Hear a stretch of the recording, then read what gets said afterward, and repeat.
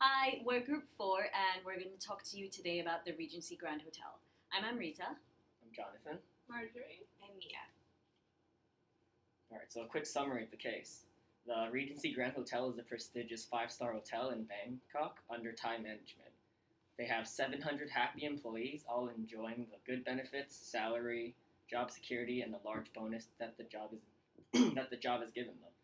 Recently, they were acquired by an American hotel chain, and John Becker was promoted to the new GM, having 10 years of experience in America managing hotels. He implements the theory of empowerment, and shortly after, the staff morale drops, which leads to a bad job performance. And the hotel was even voted Asia's Nightmare Hotel. So our group decided to split our case into 6 symptoms to analyze. So the 6 symptoms are motivation issues, self-concept issues, leadership issues, team dynamic issues, job design issues, and cultural differences. In this presentation, we're not going to talk about the self-concept and team dynamics issues and focus on the other four instead, as we feel those other four are more important. Becker follows the expectancy theory of motivation in that he thinks that the employees exerting the right amount of effort, such as providing excellent customer service and considering his guests on a case-by-case basis, will lead to good performance, increased motivation. He attempts to increase the E to P by clarifying expectations in the meeting, where he discusses performance standards, including rules and regulations. He does not clearly communicate tasks and competencies to the employees themselves, however, but only to the hotel managers and leaders. In terms of P to O expectancy, Becker believes that a good performance will lead to positive outcome valences of hotel profitability and an increase in customer service ratings, which will lead to satisfaction and pride for himself. He attempts to increase this by working with the employees, however, he does not directly assess their performance and he does not provide any rewards for employees who perform well, so they have not been able to establish a clear link between performance and rewards. In terms of recommendations, Becker assures he should assure his employees of their competencies and provide them with a clear role perception and the knowledge of the necessary resources required. He should also communicate his expectations to the employees themselves, and he should provide behavior modeling and a supportive feedback system in order to strengthen their beliefs that they are in fact competent. For increasing P to O expectancies, Becker should measure employee performance and he should provide rewards so that the employees understand the link between performance and rewards. It's also important to note that individualizing rewards should be done because some rewards are viewed negatively by staff members. So next I'm going to talk about the PACT goal leadership model. So supportive and achievement-oriented leadership are the main leadership styles Becker incorporated in the management of the hotel. He provides psychological support to the employees by observing and interacting with them. He demonstrates achievement-oriented leadership through the concept of going beyond current performance. So for recommendations, Becker did not demonstrate the qualities of an effective leader. In the future, a combination of both directive and supportive leadership would be beneficial.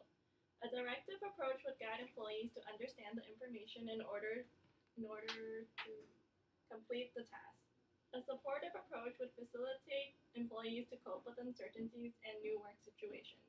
Also, Becker should adopt a different leadership style towards the managers and department heads. Managers generally have an internal locus of control and believe they have control over their work environment. It is recommended that Becker takes on a participative approach where managers are consulted for suggestions before making decisions.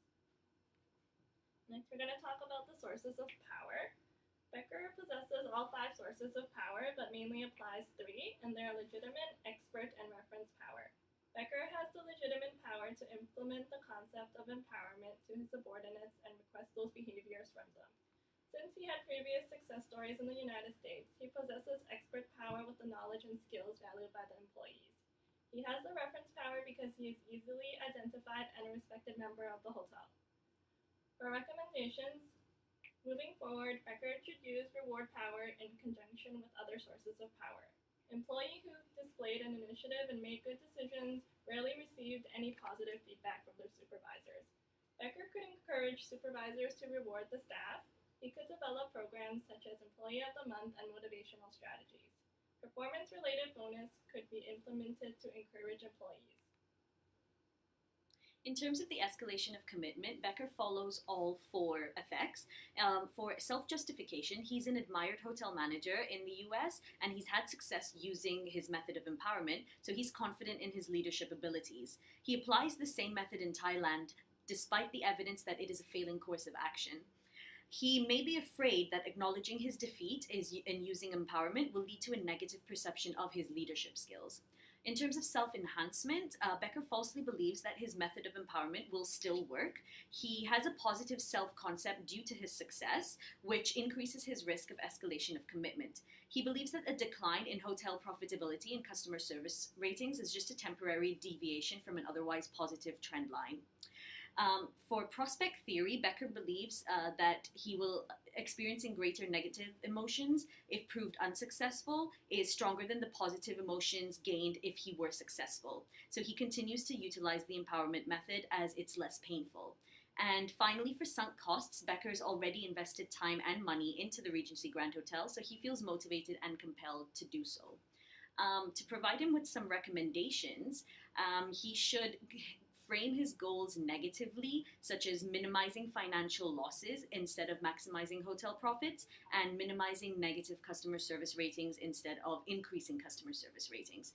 This way, he is likely to stop escalation of commitment. Okay, so we can use the Mars model to both analyze the job design and cultural differences for this case. In terms of job design, the employees were not given any training on empowerment, so they did not have any knowledge as to how to deal with the individual customer needs or how to differentiate between minor and major issues that John Becker wanted them to do. So the lack of the role perception of the employees due to the poor design of the job affected their job performance. In terms of cultural differences, they didn't understand the power distance between Thailand and America.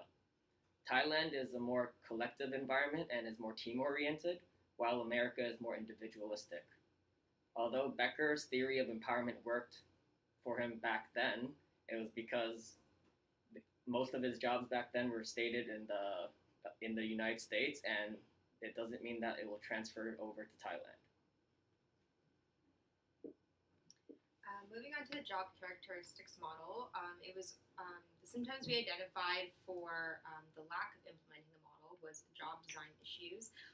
One of the challenges Becker had faced was that he could not find the right combination of job performance and employee engagement.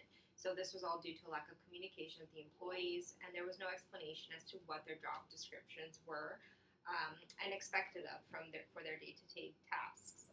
Another challenge was that Becker had come into the organization with little knowledge of how the employees were approaching their daily work, and that there was a lack of autonomy implicated, and employees became dependent on a systematic job that was implemented by their former general manager. The second symptom we identified was cultural differences under the job characteristics model, which Becker's concept of empowerment was lost in translation to the employees. There is a cross-cultural misunderstanding of the definition of empowerment, and distinguishing between major and minor issues or decisions the employees had a difficult time with.